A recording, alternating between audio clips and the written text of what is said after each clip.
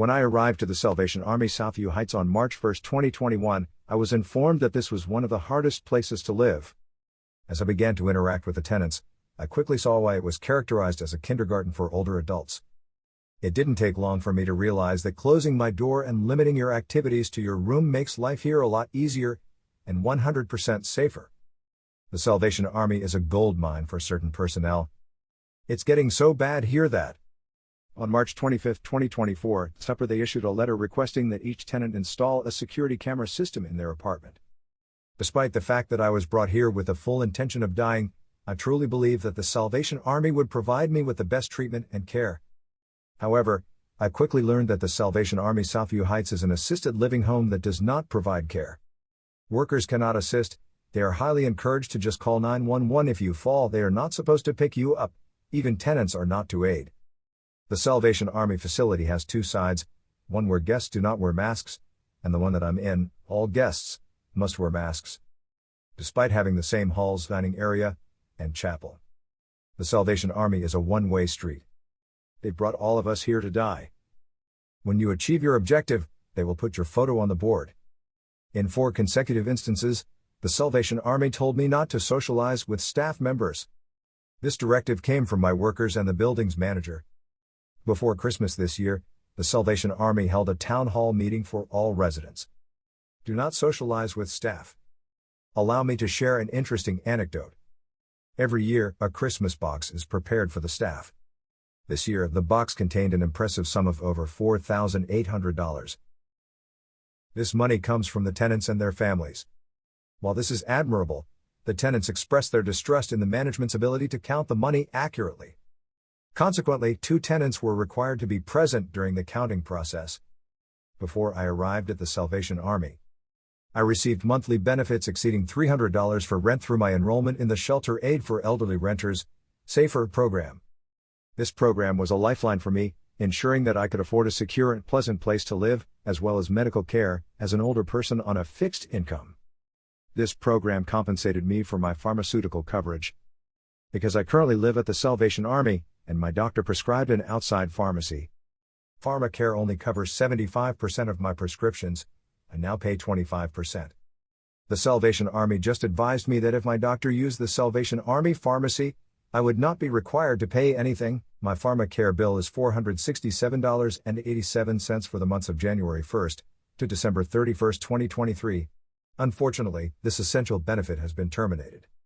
So there isn't any money in my bank to pay for my PharmaCare. This is all because I moved into the Salvation Army. The money formerly allotted by SAFER to the renters has been transferred to cover the Salvation Army's expenditures throughout everyone's stay here. The SAFER statement suggests that the Salvation Army is collecting funds in the names of tenants who are unaware of SAFER, which stands for Shelter Aid for Elderly Renters. This program provides financial assistance to eligible elderly tenants on fixed incomes to help cover the costs of their monthly rent. However, the fact that none of the tenants are aware of SAFER raises concerns about transparency and communication.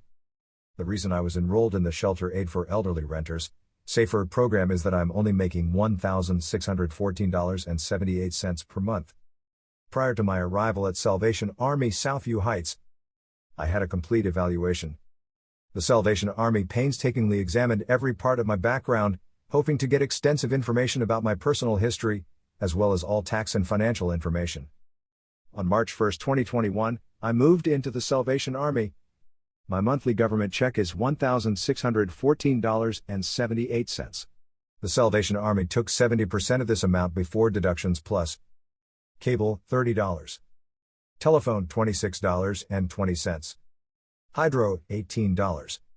My total rent on March 1, 2021, was $1,215.58. This is what I was paying in December 2023, $1,218.06. The Salvation Army says you must file your income taxes with the CRA every year to be eligible for a publicly subsidized income-tested client rate. As a diligent and meticulous individual, I have consistently filed my taxes with utmost accuracy year after year, maintaining an exemplary record of 100% compliance. The Salvation Army consistently deducts 70% of the total amount before deducting my PharmaCare $467.87 and other expenses. Plus, each time when I give the Salvation Army a money order for my rent, they consistently try to withdraw my rent again on the first day of each month. Then on October 10, 2023, the Salvation Army stated that I made $26,290. On October 10, 2023, the Salvation Army informed me that my assisted living price for January 1st will be $1,533.58 plus cable, $30. Telephone, $26.20. Hydro, $18. I am told the Salvation Army would not do anything about it. They will not help. So I phoned the CRA, tax services, and they said, "Sorry, we overcharged you. You did not make $26,290. You only collected $1,614.78 per month. That does not add up to $26,290. So, we will fix it." Then on October 14, 2023, the Salvation Army sent me a letter. The Salvation Army said my assisted living rate on January 1st would be $1,143.86 plus cable, $30. Telephone, $26.20. Hydro, $18. Then on December 27th, the Salvation Army said my assisted living rate on January 1st would be $1,275.28 plus cable, $30. Telephone, $26.20. Hydro, $18. I've been told that the Salvation Army does not care what my bank said, they have their own way to do things. This is their letter. On January 9, 2024. Dear Mr. Peterman, I am writing to let you know that you will be charged a monthly rate for your assisted living unit. $1,275.28 plus $74.20 total $1,348.48. I was told not to trust them 100%. I gave them a money order for $1,218.06 for my January rent. On January 3, 2024, the Salvation Army tried to take $1,607.78 out of my bank. The check bounced because there was insufficient funds in the bank. This cost me $49, even though I set a stop payment on the $1,218.06. The Salvation Army varies what they take out each month, so I can't put a stop payment on it since I'm not sure what it will be. So, this costs me $49 every month. The government only pays me $1,614.78 each month. The Salvation Army is demanding everything, except $3. There is no money for my health care.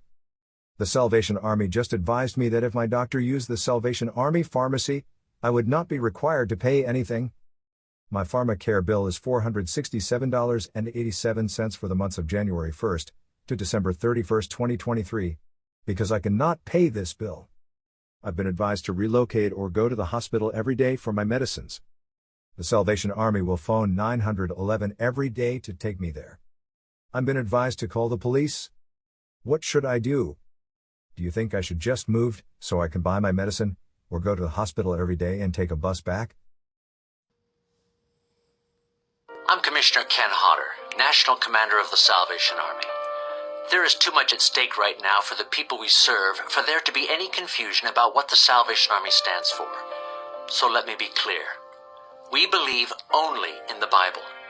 We endorse no social theory or philosophy, and we never will. And we're not asking anyone to apologize for the color of their skin.